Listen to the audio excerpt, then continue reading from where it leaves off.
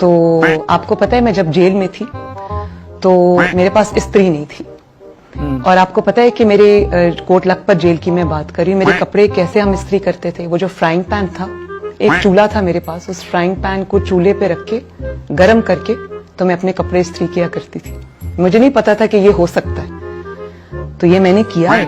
ये एक्टिविस्ट हैं, ये हाथ में क्या पकड़ा है सनम? जेल की तैयारी है।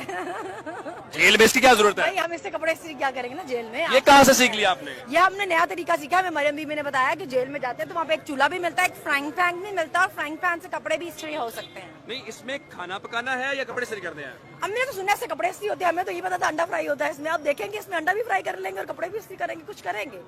मरियम नवाज शरीफ साहबा तो कह रही थी जो मुश्किलात उन्होंने देखी हैं आप लोग तो उसके करीब भी नहीं जा सकते, उसको बर्दाश्त भी नहीं कर सकते। बस उनकी मुश्किलात की समझ नहीं आती। कभी वो कहती है मैं नाइटी पहन के घूमती थी जेल में, चलो हमें नाइटी तो नहीं चाहिए। फिर कभी वो कहती है मुझे चूल्हा भी मिला हुआ था। ये कौन सी मुश्किल जेल थी जहाँ पे उनको अपना अलग से एक चूल्हा मिला हुआ था, फ्राइंग पैन मिला हुआ था, वो कपड़े इस्त्री करके पहनती थी।